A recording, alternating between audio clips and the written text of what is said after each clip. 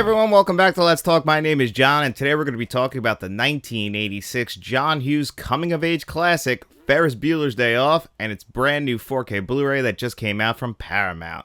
So back in 1986, Ferris Bueller's Day Off, starring Matthew Broderick, was released. It was directed, produced, and written by John Hughes, who is probably one of the most famous directors of the 1980s and one of the most famous screenwriters. Not only did he direct some of the greatest coming-of-age films, 16 Candles, Pretty in Pink, The Breakfast Club, Ferris Bueller's Day Off, but he also wrote some great classic films like Christmas Vacation and Home Alone. And for a lot of people, Ferris Bueller's Day Off is his magnum opus, his greatest film, and it's probably one of the most famous films to come out of the 1980s. But for me, it was never one of my favorite films. I just never really loved this film. I enjoy this film. I would honestly say this is probably my third favorite John Hughes film, behind only Planes, Trains, and Automobiles and Uncle Buck, but it's a really big gap between Uncle Buck and Ferris Bueller's Day Off. And it's really just because I don't find Ferris Bueller, the character himself, that relatable. I actually think he's kind of a dick. He's a bad friend to Alan Ruck's character of Cameron. I find actually Alan Ruck's character to be more relatable. I think that was more me back in high school. I always was just down on myself, and I would always need somebody else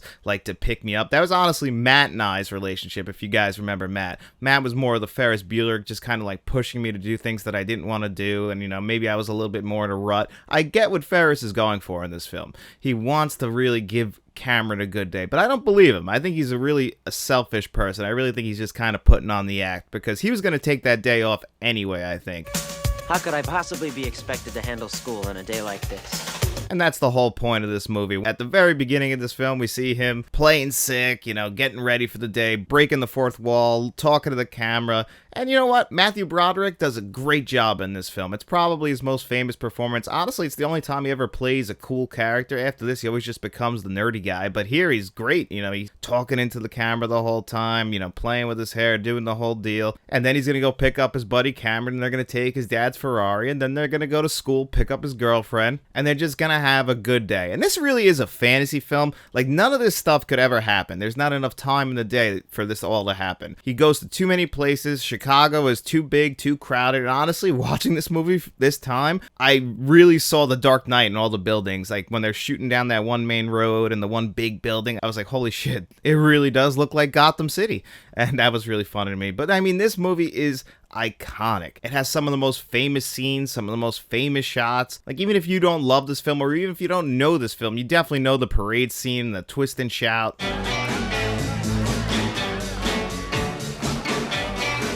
It's all there. It's all classic. There is so much good stuff in this movie. It's just, I can never get behind the film as a whole. I want to love this as much as other people love it, but I just don't. It's still great, and I think it builds up to a great conclusion in the sense that, Alan Ruck's character, who's really down on himself, and it's really just because he has a horrible relationship with his father, You're mad at your dad, not at me. I forgive you. Taking this Ferrari was a huge deal, and then when he freaks out and sees that the mileage has gone up on the car and he doesn't know what to do, and then he finally decides, that's it, I'm standing up to my dad. But of course, it goes 10 times worse, and the car goes out the window. And if I was Matthew Broderick's character, and I see that car go out the window, and my friend, who I know already has a huge issue with his dad, he's always down and depressed, and you just saw that car go out the window, take that deep dive, I'd be worried about him coming up after that car. So he should have been, more on the lookout. But like I said, Ferris Bueller, not a great friend, kind of a selfish prick at points. But, again, this movie is very funny. I had a bunch of great laughs in it. It does a great job with the music. The score is awesome. I mean, this is where I think everybody found out about. And they play that song from the 80's, Day Bow Bow. Hey, bow, bow. Oh, yeah. Day Bow Bow. The first time you heard it was probably in this movie, but I'll always think of the movie K9 or Always Sunny in Philadelphia every time I hear it. And let's not forget that before the MCU, this was the film that had the most famous post-credit scene, You're still here? It's over. That is hysterical. They invented the post-credit scene. Also, you got to talk about the villains of this movie. Rooney, the principal. Again, this is what I mean when I say it's a fantasy film, because this guy has an entire school, an entire high school that he's the principal of, but he's going to spend his entire day hunting down Ferris Bueller, whose parents know that he's homesick. It's an approved absence. It's not like he's playing hooky. He's allowed to be home from school. Should he be out in the streets, going to fancy restaurants and taking a Ferrari out in the road and going to a parade? No, he should probably be home in bed. It's not up to Rooney what goes on. He's got all these other kids to go and worry about. And if he didn't do all this, he wouldn't have gotten his car towed. He wouldn't have gotten all ripped up by the Rottweiler. He wouldn't have left his wallet in the house and, had Jennifer Grey see him in the house. Honestly, the guy is lucky he's not in prison after what happened in this movie. And another thing about Jennifer Grey, she does a great job in this movie. You really feel for her. That's another character I was able to get behind, because we all have that sibling that we kind of feel like, if you have siblings, that is, that kind of always seems to get by. Things always just seem to work out for them, and that's the parent's favorite. But she feels like, I guess, I did get the car, so she's kind of like on the fence if she should feel this negatively towards Ferris Bueller, but she's kind of got a stick up her ass the whole movie. She's really like just jealous of her brother because of how everything just works out for him. He just has better luck. Everyone loves him. The kidney stuff going on in this movie, and how they just keep coming up to her and asking for money, and how the whole town knows who Ferris Bueller is, but doesn't know that he has a sister who goes to the same exact high school. And that all builds up to that classic scene at the police station with Charlie Sheen, and they connect, and then you know what, that's it. She's cool now. She's a cool chick. She seems to understand her brother a little bit more, because something good finally happened to her, she felt like. And then that ends up leading to, Ferris Bueller getting a pass from her. She could have easily ratted him out, but she's feeling good now, and she does it. And then the movie wraps up nicely with a nice little bow. Rooney gets his comeuppance. He has to, put his pride away, which is the whole point of his arc of this movie, is the fact that he couldn't just let his ego go, and he had to prove that Ferris Bueller couldn't get one over on him, and now he's taking the bus back to the school with all the other kids and the bus driver. Just a complete embarrassment. So it wraps up really nice. It's a great movie. It's just not a movie that I love. It's one that I enjoy. I can watch it every few years, but it's not one of my favorites. It's not one of my favorite movies of the 1980s. It's not even one of my favorite John Hughes movies. But it's still a classic. Like I said, it has some of the most classic scenes in film history. You can't take that away from it. It's such a great, well-made movie. John Hughes, again, is one of the greatest directors that we've ever had. There's a reason why the world was just sad and shocked when he passed away, because he just made movies that people connected to.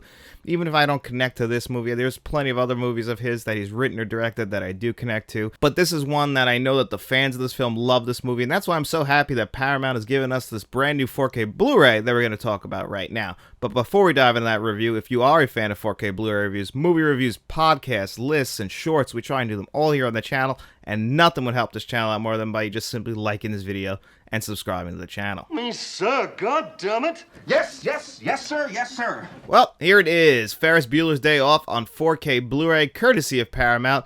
And right out of the gate, I was concerned about this one because it is a one-disc set. There's only one 4K Blu-ray in this packaging, and you could have got this in either a steelbook or the slipcover form. I chose the slipcover.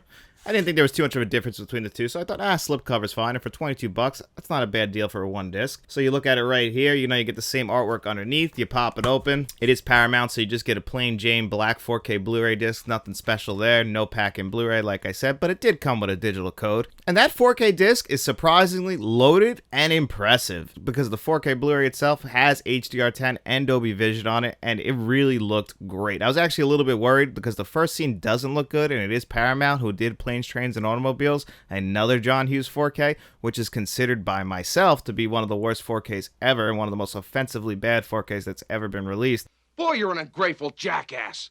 And that first scene in this movie was giving me PTSD because it didn't look great. The skin tones all looked a little bit off, and I was very worried. But that's the only scene in this 4K that didn't look anything less than perfect. This lines up with other Paramount releases, like as far as visuals go. The Mission Impossible 4Ks, even their recent releases like The Firm and Vanilla Sky, just perfect visuals. It looked amazing. This film has never looked better. I've seen this on almost every single format, such as VHS and DVD, and I've streamed it. So I've seen what this movie looks like. It has never looked better than it does here. It looks vivid. It looks sharp. I mean, the resolution increase is very noticeable. I think they did change the color temperature a little bit. It's definitely a little bit cooler now. It was always kind of a cool film, but they definitely leaned more into it. I really did appreciate it for that because I thought it looked great. I thought it really popped off my screen. The red Ferrari, Cameron's red shirt, it all looked great. Everything was just vivid and dynamic. I absolutely have no complaints about the visuals. It's almost reference quality. And speaking of reference quality, the audio is phenomenal. You get a brand new Dolby Atmos track on here, and for a film like this, which is very dialogue heavy, yes, it does have a great soundtrack to it, so you want to get that pumping, but it didn't need a Dolby Atmos track, but I'm really glad it has one because they were making great use of the speakers in this film. Towards the end of the movie with the the Ferrari going out the window. You hear that Ferrari drive by you as it goes through every single speaker. I mean, it is phenomenal audio. They didn't need to go all out for this, but they did, and I'm really glad that they did, because it really is an incredible Dolby Atmos track. It has no business being this good, but it really is, which just goes to show you that, again, Paramount does have great people working there. You know, just leave that team alone that touched planes, trains, and automobiles, and let them never make a 4K again, because whatever team is working on the more recent ones, they are doing a great job. I mean, the audio is stunning, the visuals are stunning. Now, as we get into the extras, they are all previously released extras, but there is a good amount of them, and again, they're all packed in on this 4K disc, and that was really impressive. You know, we get a making of documentary, a look at the characters of the film. We get a nice little featurette with Ben Stein. All of it's really good. None of them are really long. The longest one, I think, is 27 minutes. So they range, I think, from like 8 to 27 minutes, which isn't bad. You know, I would have liked a little bit more, maybe a more modern making of documentary, but at least we got some extras on here. When you see one disc, I get very worried we're going to get nothing but the trailer on the 4K. That didn't happen here. We actually got a good amount of extras. Again, none of them are new. You get a great commentary track with John Hughes. So that's awesome. And again, speaking of all their audio options, they come in so many different languages, not just audio tracks, but subtitles, which I really love. Paramount seems to do this all the time, and they're one of the only companies I see actually doing this. This is what every single studio should be doing, is putting numerous options for the audio and subtitles so that everybody, no matter what language they speak, feels inclusive to this 4K, and I really love that Paramount is doing that. I just want to point that out because I will knock Paramount sometimes for the corners that they cut, but they never cut corners when it comes to their audio tracks and subtitle options, so I really do appreciate that. So overall, for a studio release, they really did a knockout job with this one.